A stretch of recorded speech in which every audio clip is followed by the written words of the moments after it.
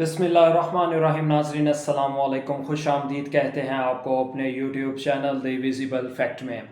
नाज़रीन, कुछ अहम डेवलपमेंट्स हैं जो आपके साथ डिस्कस करनी हैं और इंतहाई ज़रूरी डेवलपमेंट्स हैं, जिनमें सबसे बड़ी और अहम डेवलपमेंट हुकूमत के दो वज़रा के दरमियान जो है वो एक लड़ाई सामने आई है।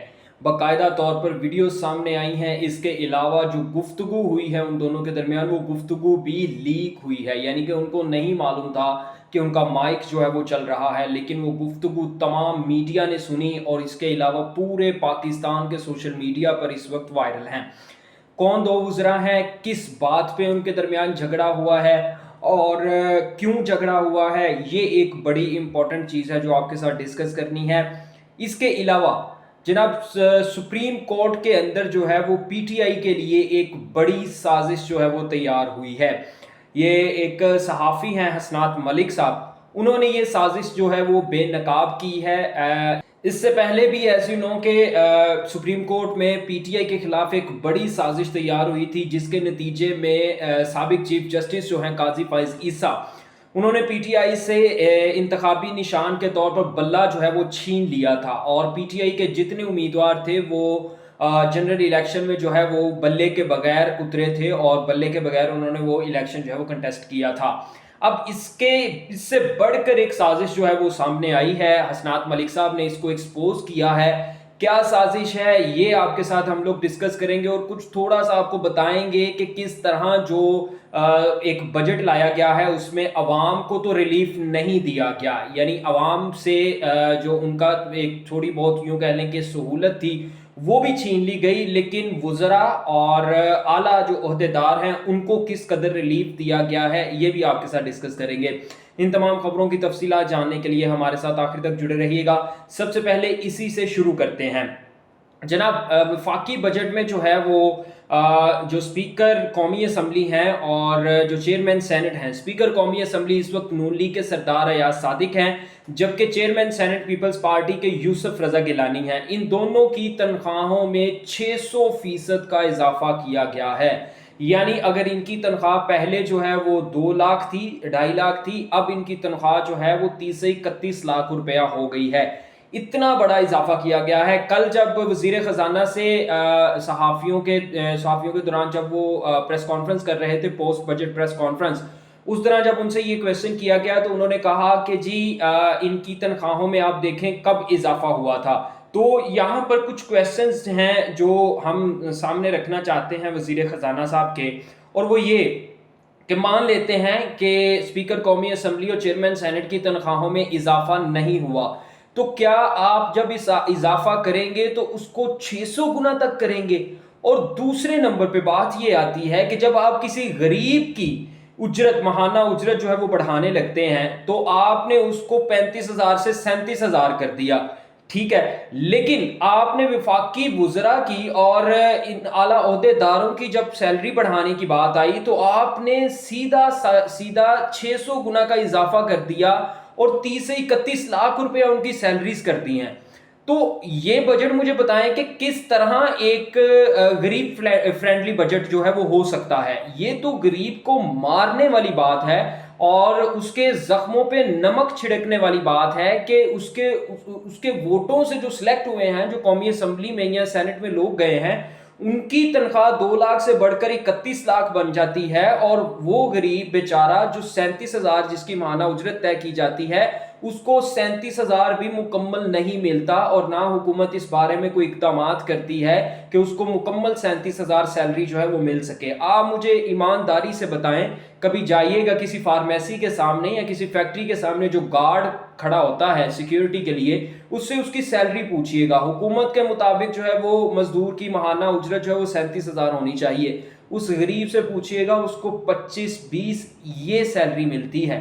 और एक और बात जो सबसे मेन है कि अगर इन आला ओहदेदारों को जरूरत पड़ी है कि इनकी सैलरी बढ़ाई जाए और उनकी सैलरी ऑलरेडी 2 से 2.5 लाख रुपया थी, अब 30 से 31 लाख, अगर इनके इतने अखराजात बढ़ गए हैं कि 600 गुना उनकी सैलरी बढ़ाने की जरूरत पेश आ गई है, तो आप सोचें कि गरीब के अखराजात कहां पर पहुंचे होंगे। آپ کو اس کا کوئی احساس نہیں ہے، اور غریب کے یوں کہہ لیں کہ اس کے حالات کا وہ کس طرح گزر بسر کر رہا ہے کسی کو کوئی پرواہ نہیں ہے۔ صرف پرواہ ہے تو اپنے بینک بیلنسز بڑھانے کی، اپنے جائیدادیں بڑھانے کی۔ اور یہ لوگ جو قومی اسمبلی میں عوام کے ووٹوں سے سلیکٹ ہو کے جاتے ہیں، یہ کوئی عام انسان نہیں ہوتے، یا یہ کوئی مڈل کلاس یا میڈیوکر فیملی سے ان کا تعلق نہیں ہوتا، بلکہ یہ اعلیٰ خاندانوں کے چشم چراغ ہوتے ہیں، جن کے پیچھے کئی سو ایکڑ زمینیں ہوتی ہیں، یا جن کے کاروبار ہوتے ہیں، جن کی فیکٹریاں ہوتی ہیں۔ ان کے لیے جو ہے وہ بجٹ 600 گنا بڑھایا جاتا ہے، لیکن غریب کے لیے بجٹ جو ہے وہ صرف اور صرف 35 سے 37 ہزار روپیہ کر دیا جاتا ہے۔ یہ ہے اصل چیز۔ اب آ جاتے ہیں سپریم کورٹ کے اندر جو ہے وہ پی ٹی آئی کے خلاف کیا بات چیت ہو رہی ہے، یا کیا سازش پک رہی ہے۔ اسناد ملک ہیں، انہوں نے اس بات کا انکشاف کیا ہے کہ جسٹس یحییٰ نے پورے ملک کی عدالتوں میں 60 سے زائد ججز کو تعینات کیا ہے۔ یہ حسنات ملک کے الفاظ ہیں، اور انہوں نے کہا کہ یہ 60 ججز جو ہیں، یہ تمام ججز جو ہیں وہ اسٹیبلشمنٹ کے حمایت یافتہ ہیں۔ آگے چل کر آگے ظاہری سی بات ہے، یہ حکومت رہتی ہے یا نہیں رہتی، مسئلہ صرف اس حکومت تک کا نہیں ہے، آگے کوئی بھی حکومت چلے گی یا کوئی بھی شخص جو ہے وہ اقتدار میں آ جائے گا، تو کیا ان عدالتوں میں بیٹھے یہ 60 ججز جو ہیں وہ منصفانہ فیصلے کرنے کی صلاحیت رکھتے ہیں، جن کی اپنی تعیناتی جو ہے وہ کسی کی سفارش پر اور کسی کے کہنے پر ہوئی ہے، وہ کس طرح غیر جانبدار ہو سکیں گے؟ یقینی طور پر ان کے فیصلے جو ہیں وہ جانبدارانہ ہوں گے، اور ان کے فیصلوں کی کوئی کریڈیبلٹی جو ہے وہ سامنے نظر نہیں آتی ہے۔ تو یہ صرف اور صرف اس حکومت کے لیے نہیں، بلکہ اسٹیبلشمنٹ نے اپنے فیوچر کا پلان جو ہے وہ بھی مستحکم کر لیا ہے، کہ ان کو جب بھی کسی سے کوئی پرابلم ہوگی، عدالتوں سے اگر انہوں نے کوئی فیصلہ لینا ہوگا یا کوئی فیور لینی ہوگی، تو وہاں پر ان کے حمایت یافتہ ججز ہوں گے جو ان کو مکمل طور پر فیسیلیٹیٹ کریں گے۔ تو یہ سازش جو ہے وہ سپریم کورٹ کے اندر تیار ہو رہی ہے۔ صرف دوسرے ججز کی تو بات چھوڑتے ہیں، سپریم کورٹ کے اندر جو ہے وہ اکثریت ایسے ججز کی کر دی گئی ہے جو کہ جن کا بیانیہ یا جن کا نیریٹو جو ہے وہ اینٹی پی ٹی آئی ہے، تاکہ پی ٹی آئی کو کسی قسم کا کوئی ریلیف نہ مل سکے، اور پی ٹی آئی جو ہے وہ دوبارہ اٹھ کے کھڑی نہ ہو سکے۔ تو یہ ایک بڑی تشویشناک چیز ہے کہ سپریم کورٹ جو ملک کا سب سے اعلیٰ ادارہ ہے، جس کو انصاف کے لیے اور عدل کے لیے پبلک دیکھتی ہے، وہاں پر بھی اس طرح کی غیر جانبدارانہ چیزیں جو ہیں وہ ہو رہی ہیں۔ اب آ جاتے ہیں 2 وفاقی وزراء۔ جناب بجٹ پیش کیا گیا، بجٹ کے بعد جو ہے وہ وزیر خزانہ اورنگزیب صاحب جو ہیں وہ پریس کانفرنس کرنے کے لیے آئے، پوسٹ پریس کانفرنس۔ تو پریس کانفرنس کے دوران جس ہال میں یہ پریس کانفرنس ہونی تھی، وہاں پر صحافیوں کی بجائے سرکاری ملازمین بیٹھے ہوئے تھے۔ تمام کرسیاں جو ہیں وہ اوکوپائی تھیں، اور سرکاری ملازمین زیادہ تھے، جن کی وجہ سے صحافیوں کو بیٹھنے کی جگہ نہیں ملی۔ صحافیوں نے اس چیز کا برا منایا، اور اس چیز کا برا مناتے ہوئے انہوں نے پریس کانفرنس کا بائیکاٹ کر دیا۔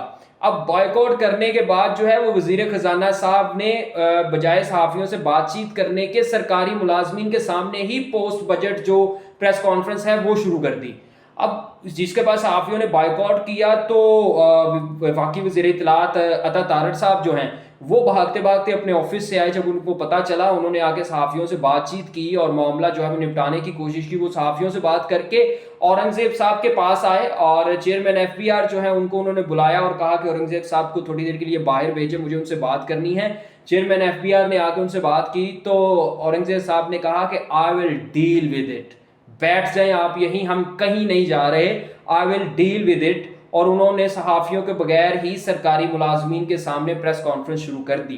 بعد میں عطا تارڑ کے سمجھانے بجھانے پہ جو ہے وہ صحافی تو آ کے بیٹھ گئے، لیکن عطا تارڑ اور اورنگزیب کی یہ جو بات چیت تھی یہ مائک کے اندر ہو رہی تھی، کیمرے بھی سامنے تھے اور مائک بھی اوپن تھا، تو مائک کے اندر یہ ساری بات جو ہے وہ ریکارڈ ہو گئی۔ اس کے بعد جو ہے وہ چیئرمین ایف بی آر نے جب باہر جانے کا کہا کہ معاملہ بگڑ گیا ہے، اس کو سلجھاتے ہیں، تو اورنگزیب صاحب نے کہا کہ کوئی ضرورت نہیں ہے بیٹھنے باہر جانے کی، آپ یہیں پہ بیٹھے رہیں۔